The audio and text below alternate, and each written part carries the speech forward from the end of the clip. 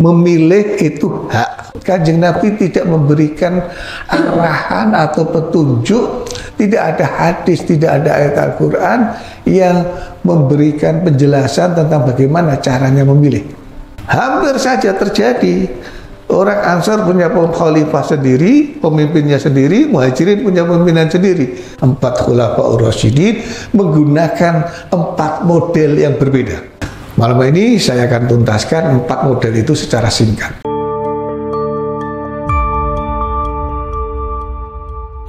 Assalamualaikum warahmatullahi wabarakatuh. Alhamdulillah, salatu wassalamu ala rasulillah Sayyidina wa maulana Muhammadin abdillah wa alihi wa ashabihi wa man walah ila yaumil qiyamah, amma ba'd. Saudara-saudara, malam hari ini kita akan membahas sebuah persoalan yang cukup serius dan mungkin kita membutuhkan waktu beberapa episode, yaitu tentang relasi agama dan kenegaraan. Islam membutuhkan negara, Islam membutuhkan pemerintahan, dan negara atau pemerintah juga membutuhkan agama.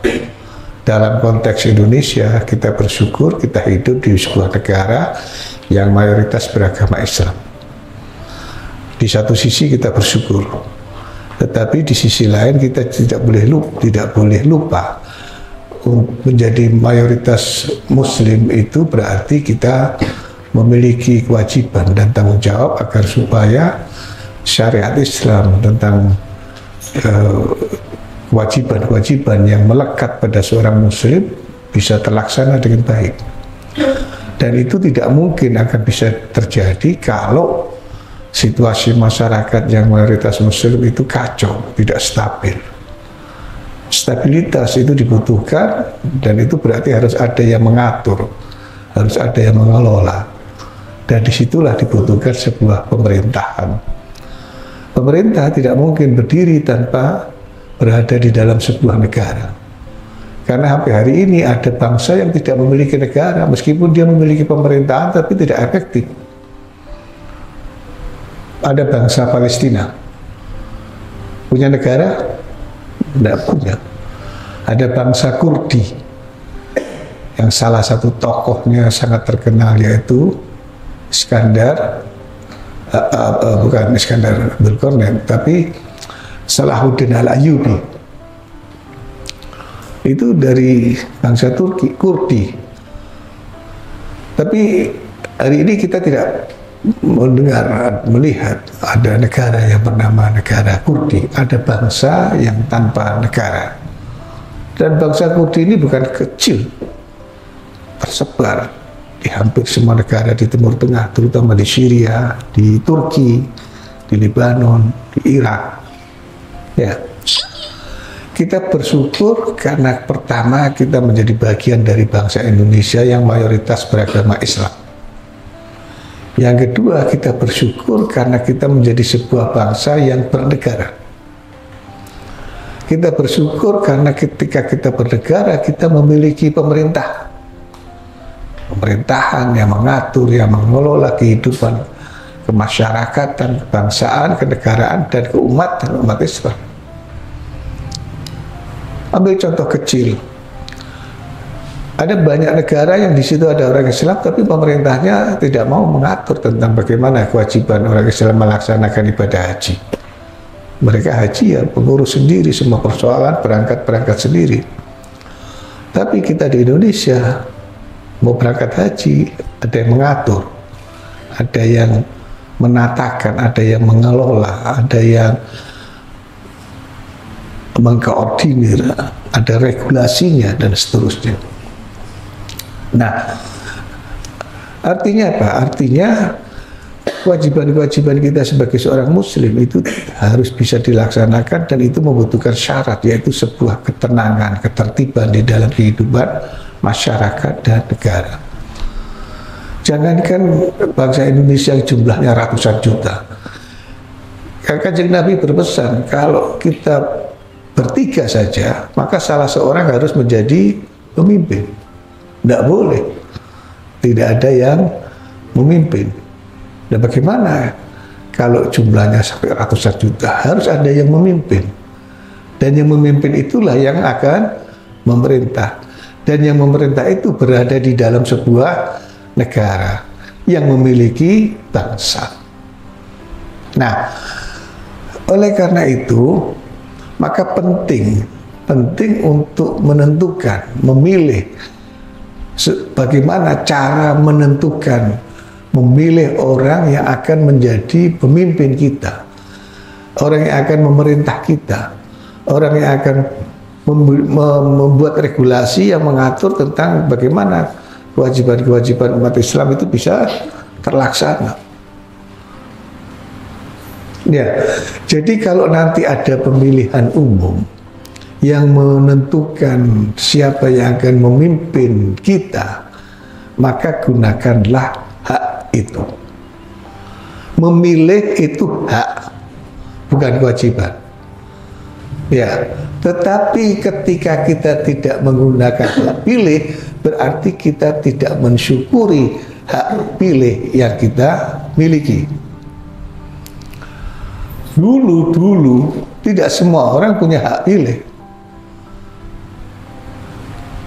Dulu hanya orang-orang yang kaya yang bayar pajak, hanya orang-orang yang keturunan ningrat, bangsawan yang asli, bukan bangsawan yang bangsa netang ini awan. Orang-orang perempuan, nggak punya hak pilih, itu dia budak perempuan, nggak punya hak pilih, hanya boleh dipilih, nggak boleh memilih. Sekarang ini tidak ada diskriminasi, kaya, miskin, orang yang difabel pun itu punya hak pilih. Laki-laki, perempuan, orang sakit pun didatangi di rumah sakit, diberi kesempatan untuk melaksanakan haknya. Ya, nah kita syukuri hak itu dengan memberikan suara, dengan memberikan hak kita menentukan siapa yang akan memimpin kita. Karena apa? Karena umat Islam ini butuh pemimpin. Nah, tetapi tentang cara bagaimana menentukan pemimpin yang akan memimpin kita, perhatikan, saya ulangi, cara menentukan bagaimana memilih pemimpin yang akan memimpin kita, itu Kanjeng Nabi tidak memberikan arahan atau petunjuk, tidak ada hadis, tidak ada ayat Al-Quran yang memberikan penjelasan tentang bagaimana caranya memilih. Yang ditentukan adalah syarat-syarat bagaimana seorang menjadi pemimpin. Tapi cara seseorang dipilih menjadi pemimpin tidak ada petunjuk sama sekali. Padahal dia akan memimpin sebuah masyarakat. Dia akan memimpin sebuah bangsa. Dia akan memimpin sebuah negara. Tata cara memilihnya pun itu tidak diatur di dalam Islam. Nah, apalagi sampai kepada bentuk pemerintahan dan bentuk negara. Apalagi sampai kepada sistem pemerintahan dan sistem politik yang diterapkan dan bentuk negara. Tidak ada. Yang ada hanya nilai-nilainya. Malam ini saya akan, episode yang pertama ini saya akan menjelaskan sebagai contoh bukti konkret tentang tidak adanya petunjuk dalam Islam tentang bagaimana cara memilih pemimpin. Saudara-saudara, setelah Rasulullah wafat, masyarakat Muslim di Madinah, baik muhajirin dan Quran dan muhajirin dan Ansor, geger, ya, geger. Suasana berkabung, tetapi suasana juga panik. Ini siapa yang akan menentukan, yang akan meneruskan? Orang Ansor merasa punya hak. Maka mereka kemudian kumpul. Orang muhajirin juga merasa punya hak. Hampir saja terjadi. Orang Ansar punya khalifah sendiri, pemimpinnya sendiri, muhajirin punya pemimpinan sendiri. Bisa dibayangkan di Madinah saat itu, kalau itu terjadi di Madinah saat itu, berarti umat Islam memiliki dua pemimpin. Satu pemimpin yang memimpin Ansor, satu pemimpin muhajirin. Padahal Rasulullah datang ke Madinah itu yang berhasil mempersatukan orang-orang Madinah, Ansar, yang dulunya terdiri dari suku-suku, ada Aus, ada Khazraj, Nah kok ini setelah Kanjeng Nabi wafat, suku-sukunya hilang, malah menjadi dua kelompok besar, Ansor dan Muhajirin. Peristiwa keterpilihan Sayyidina Abu Bakar bin As-Siddiq, kemudian peristiwa terpilihnya Sayyidina Umar bin Khattab, peristiwa terpilihnya Sayyidina Utsman bin Affan, dan yang terakhir Sayyidina Ali bin Abi Thalib karramallahu wajhah, 4 khulafaur rasyidin menggunakan 4 model yang berbeda. Ya, malam ini saya akan tuntaskan 4 model itu secara singkat. Ketika Rasulullah wafat, maka kemudian orang Ansor berkumpul, orang-orang Muhajirin juga berkumpul, maka datanglah 3 sahabat Nabi ke tempat orang-orang Ansor berkumpul, Sayyidina Abu Bakar, Sayyidina Utsman, dan satu lagi sahabat. Mereka bertiga datang. Disitulah terjadi kesepakatan, karena ada hadis Nabi yang disampaikan oleh Sayyidina Umar radhiyallahu anhu, hadis yang diriwayatkan oleh Imam Bukhari nomor 3495. An Abi Hurairah radhiyallahu anhu anna Nabiy sallallahu alaihi wasallam qala an-nasu tab'un li Quraisyin fi hadha sya'ni, muslimuhum tab'un li muslimihim wa kafiruhum tab'un li kafirihim. Orang-orang itu mengikuti suku Quraisy, yang Islam juga mengikuti orang Quraisy yang Muslim, yang kafir pun mengikuti orang Quraisy yang kafir. Karena suku Quraisy sejak zaman jahiliyah itu pembesar-pembesar kota Mekah. Karena suku Quraisy itu yang mengelola kota Mekah. Dan suku Quraisy sejak zaman jahiliyah yang paling dihormati oleh kabilah-kabilah yang ada di tanah Arab pada saat itu. Dari suku Quraisy itulah lahir Kanjeng Nabi. Dari suku Quraisy itulah kemudian para sahabat ternama Nabi. Artinya ada privilege, ada hak istimewa yang melekat pada suku Quraisy, yang kemudian orang-orang Ansor menjadi diingatkan dan sadar, akhirnya bersedia agar supaya menjadi khalifah penerus pengganti Kanjeng Nabi adalah dari kaum Muhajirin yang berasal dari Quraisy. Nah, ada 2 riwayat. Ada riwayat yang pertama mengatakan Sayyidina Umar yang kemudian mengangkat tangan Sayyidina Abu Bakar membaiat. Ini adalah model pertama pemilihan pemimpin. Yang dilakukan adalah ada orang, yaitu Sayyidina Umar, yang mengangkat tangan Sayyidina Abu Bakar dan kemudian membaiat. Tapi dalam riwayat lain dijelaskan ada salah seorang sahabat Ansor yang mengangkat terlebih dahulu tangan Sayyidina Umar, digenggam, dibaiat, baru kemudian Sayyidina Umar mengikuti. Ya, saudara-saudara, kalau riwayat yang kedua ini benar, betapa besar hatinya orang-orang Ansor. Karena dari suku Ansor itulah yang pertama kali menggenggam tangan Sayyidina Abu Bakar, membaiat beliau menjadi khalifah. Tapi seandainya yang benar, yang riwayat yang pertama yang mengangkat tangan Sayyidina Abu Bakar, itu juga tidak masalah. Karena apa? Karena kemudian sahabat Ansor berebut mengikuti apa yang dilakukan oleh Sayyidina Umar bin Khattab. Yang kedua, itu tidak hanya terjadi di rumah tempat sahabat Ansor berkumpul, karena esok harinya kemudian dilakukan pembaiatan massal di Masjid Nabawi. Disitulah Sayyidina Abu Bakar As-Siddiq pidato sebagai khalifah pertama. Model pemilihan pertama. Bingung mereka. Tapi ini kalau tidak ada yang dipilih, terjadi kevakuman, siapa yang akan memimpin? Siapa? Sementara di Madinah sendiri sudah mulai banyak orang-orang yang kemudian murtad, kembali lari dari Islam. Di negara-negara yang sudah berhasil ditaklukkan oleh umat Islam pada saat itu sudah mulai ancang-ancang untuk melepaskan diri dari Madinah, menghadapi ancaman murtadin yang ada di Madinah dan juga menghadapi kalau bahasa politik sekarang itu memisahkan diri dari negara induk, ya, melepaskan diri. Bahaya. Alhamdulillah terpilihlah Khalifah Abu Bakar As-Siddiq. Ketika Abu Bakar As-Siddiq akan wafat, beliau menulis surat berwasiat agar supaya Sayyidina Umar yang melanjutkan kepemimpinan beliau. Udah itu sudah lain lagi. Ya. Dan kemudian sahabat yang lainnya menerima pilihan Sayyidina Abu Bakar yang menetapkan, yang mengusulkan agar Sayyidina Umar yang melanjutkan kekhalifahan.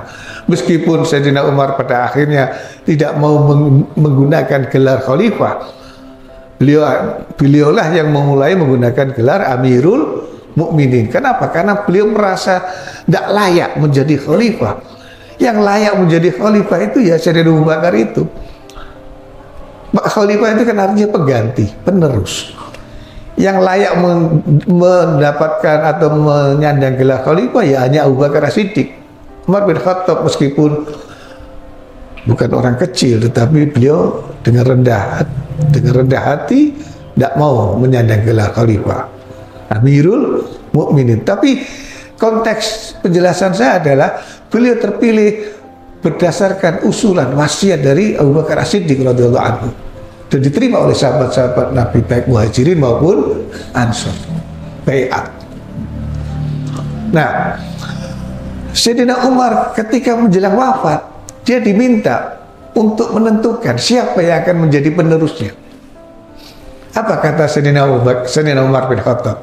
Tidak, aku tidak akan melakukan seperti yang dilakukan oleh Sayyidina Abu Bakar, karena beliau jauh lebih baik dari aku. Aku tidak akan melakukan sesuatu yang telah dilakukan oleh orang yang lebih baik dari aku. Ya, maksudnya sahabat-sahabat di Madinah saat itu supaya Sayyidina Umar itu meniru cara Sayyidina Umar niru cara Sayyidina Abu Bakar nulis surat siapa penerusnya. Tapi jawaban Sayyidina Umar, aku tidak akan melakukan apa yang telah dilakukan oleh orang yang lebih baik dari aku. Ya, tapi beliau juga tidak seperti yang dilakukan oleh Kanjeng Nabi, melepas begitu saja. Kenapa? Karena beliau juga mengatakan, Sayyidina Umar mengatakan, aku juga tidak akan melakukan apa yang telah dilakukan oleh orang yang terbaik, ya, yaitu Kanjeng Rasul Muhammad SAW. Oleh karena itu, Sayyidina Umar kemudian menetapkan formatur. Itu yang disebut di dalam sejarah Islam pertama Ahlul Halli wal Aqdi. Formatur terdiri dari beberapa sahabat. Nah, mereka inilah yang kemudian menentukan, yang memilih. Yang menarik saudara-saudara sekalian, Sayyidina Umar tidak memasukkan satu nama anaknya di dalam formatur itu, karena khawatir akan mempengaruhi anggota formatur yang lain sehingga memilih anaknya karena kekerabatan. Tidak mau. Bahkan orang yang dari keluarga Sayyidina Umar bin Khattab pun, bukan keluarga dekatnya pun, tetapi masih ada hubungan kekerabatan, dia tolak untuk dimasukkan. Meskipun sahabat yang lain mengusulkan supaya nama itu dimasukkan, Umar bin Khattab menolak karena khawatir karena posisi kekerabatannya dengan khalifah, dengan Amirul Mukminin Umar bin Khattab akan mempengaruhi pandangan penilaian dari anggota formatur yang dia pilih. Tidak. 6 orang dipilih akhirnya. 3 orang akhirnya bukan mengundurkan diri, 3 orang lebih memilih 3 yang lainnya. 3 yang lainnya kemudian diperas menjadi tinggal 2, yaitu Utsman bin Affan dan Ali bin Abi Thalib radhiyallahu anhuma.